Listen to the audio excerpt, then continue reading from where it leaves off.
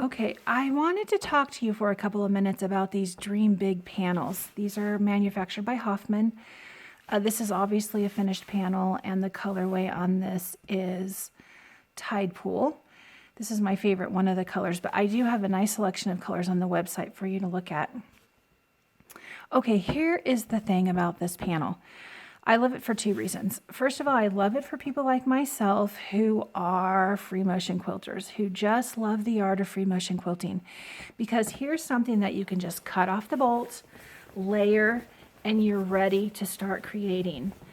If you haven't seen an unfinished panel before, here's how they come. This is the colorway called Opal.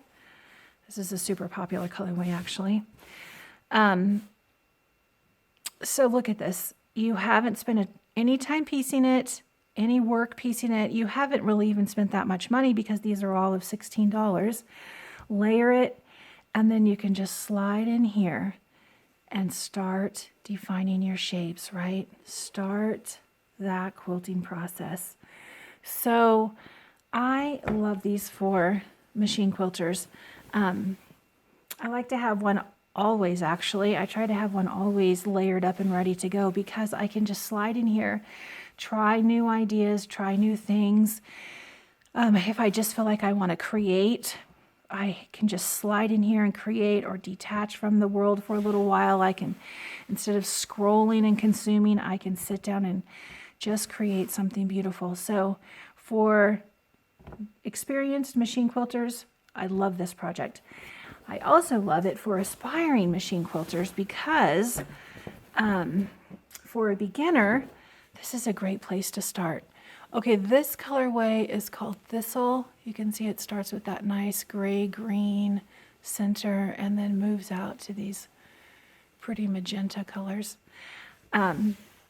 Okay, so if you want to be a successful machine quilter, you really need to sort of master three different things.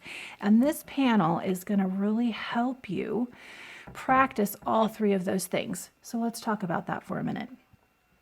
The first thing is control.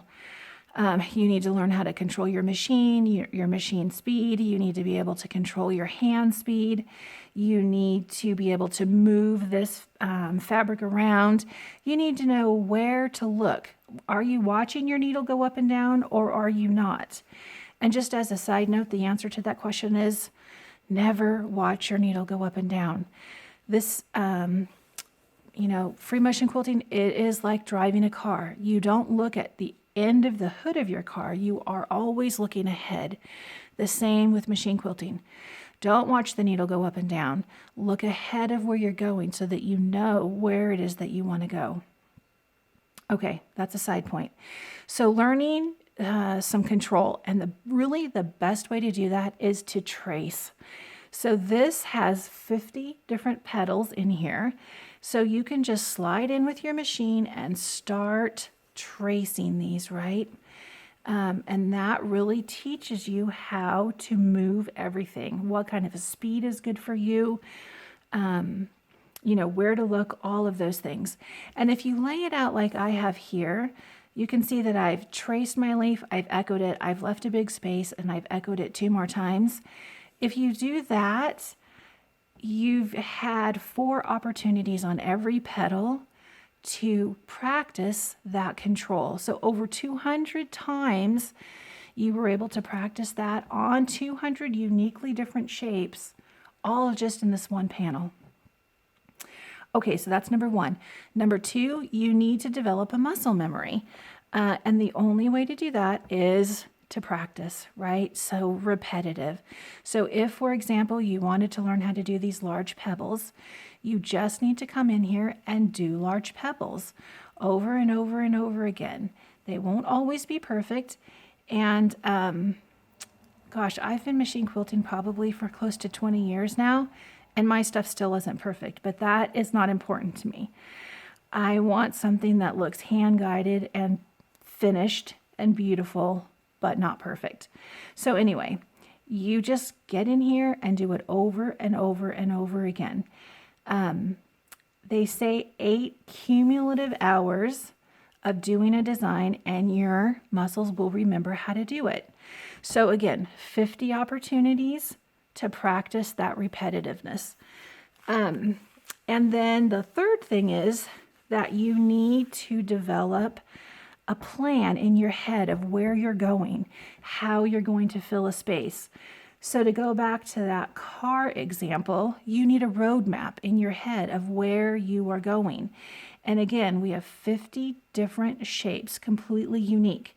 So this one's sort of round and oblong. Here's one that's really pointy there, narrow, gets wide, has this piece down here. So lots of opportunities to figure out how to fill a space, 50 different spaces. So once you get those 50 things figured out, you're well on your way to being a machine quilting master. And this panel will help you really do all of that. And then when you're done, you don't have a pile of quilt sandwiches you don't know what you're going to do with. You have this beautiful piece to hang on your wall and enjoy. So I really love this panel. I have a nice selection on the website, and if you've been thinking about learning to machine quilt, or if you are a machine quilter and you've been thinking about this panel, pop over there and check it out.